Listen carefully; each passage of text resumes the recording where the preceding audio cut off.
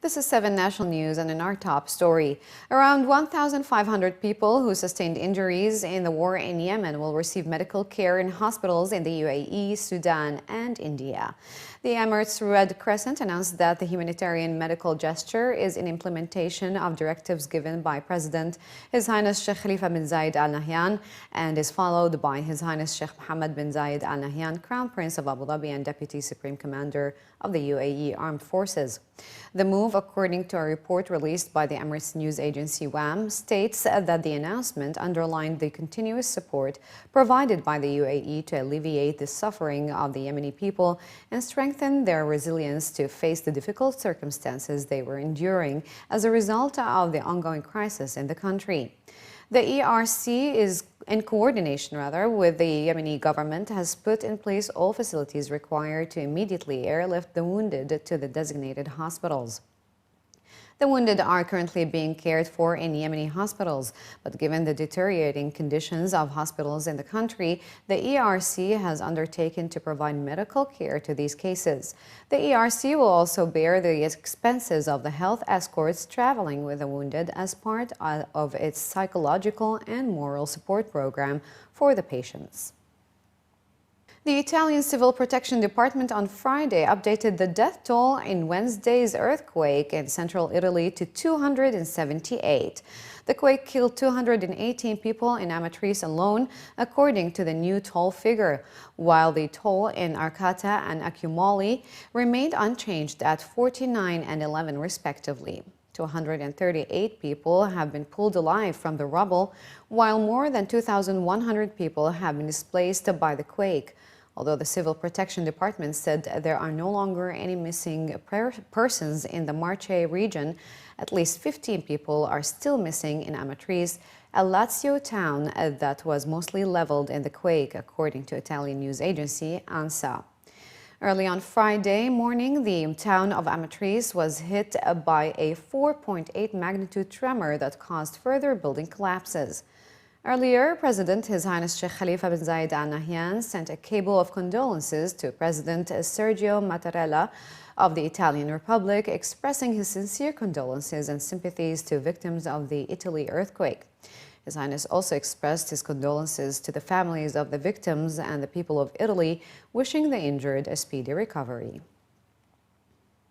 As schools gear up to start the new academic year, Dubai police are urging motorists to be extra cautious while driving in school zones. Brigadier Saif Mohir al-Mazroui, the director of Dubai Traffic Police, called on bus drivers and parents to slow down and be careful when entering and exiting school zones. Quoted in a local report, al-Mazroui stated that we are urging people to be careful as a precaution and focus on protecting the children, especially from run-over incidents, calling on drivers to be extra vigilant around schools, hospitals, and residential areas, and to always maintain safe distance between vehicles. Brigadier al-Mazroui also advised parents to accompany children when they embark or disembark from school buses and when they cross roads. Brigadier al-Mazroui said that police patrol units had been specially trained to ensure smooth traffic flow, especially in front of school entrances, ensuring that children could enter and exit safely. He added that traffic department had conducted lectures to raise awareness about safety aspects among school bus drivers, stressing that discussions focused on the importance of abiding by speed limits. And the Commercial Compliance and Consumer Protection sector in the Department of Economic Development has called on retailers in Dubai not to increase prices of school stationery in view of the back-to-school season. Officials stated that they will be conducting an inspection campaign in the coming days to increase consumer awareness and ensure that retailers abide by the listed prices. The initiative is meant to emphasize the importance of transparency and trust between traders and customers, as well as enhancing business competitiveness in Dubai. CCCP has cautioned retailers that the violation of stationery price regulations noticed during inspection visits or following consumer complaints will attract fines. The officials also call upon consumers to ensure that they are not made to pay a higher price for school stationery and to report if they notice any attempts of price increase by retailers.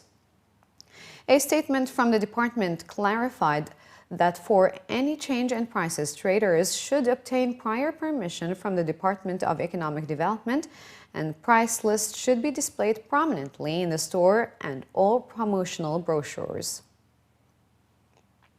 The UAE Telecommunications Regulatory Authority is studying the quality of service provided by telecommunications operators in the country with a view to boosting customer satisfaction. Officials from the TRA stressed that it remained fully committed to safeguarding subscribers, adding that monitoring had begun to assess the quality of communications networks, particularly in developing areas. Service providers will issue proposed action plans to the TRA detailing how they will address problems along with reports on coverage, with reports to be made available to the public on the TRA website.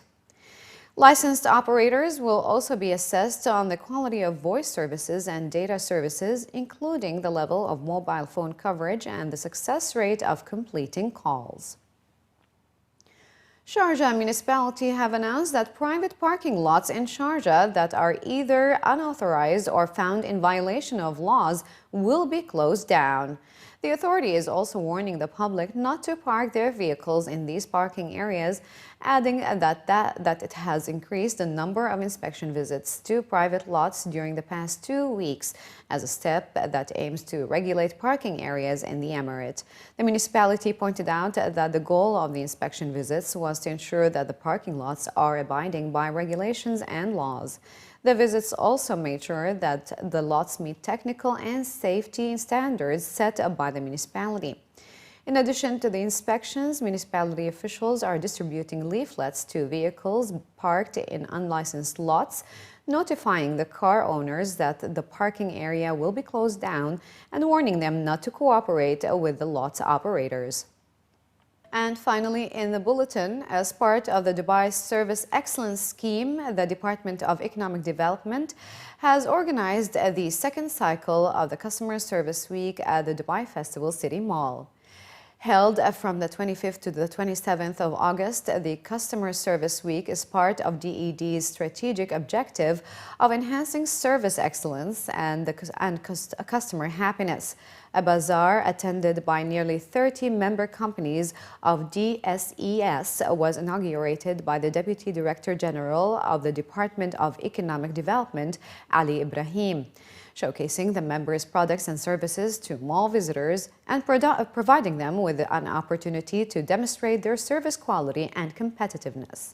According to officials, the Dubai Service Excellence Scheme is a one-of-a-kind initiative that aims to gain customer confidence and to make shopping in Dubai a pleasure. The scheme encourages, recognizes, and rewards businesses that keep Dubai at the cutting edge of customer service. The inaugural cycle of the Customer Service Week was held at the DED premises in the Business Village, but this year the event has been moved to a bigger venue to accommodate the growth in the number of participants and visitors. In addition to enhancing competitiveness and quality, the event also enables knowledge exchange on the pursuit of excellence among the participating businesses, which represent varied sectors such as banking, fashion, money exchange, optics, jewelry, general retail, electronics, and footwear, according to the Deputy Director General of the Department of Economic Development. Well, this is the second bazaar we arrange, and it's mainly to promote our members, which is Dubai Excellence Award member, and they are the winners actually of the award last year. So we are promoting them to also to present their goods and services, And I think within this festival city, they will have an access to the public, and they want and most of them really they have a good product, they have a good services, So it's also for them this is a chance, and for the others, to benchmark them, to encourage, what they have,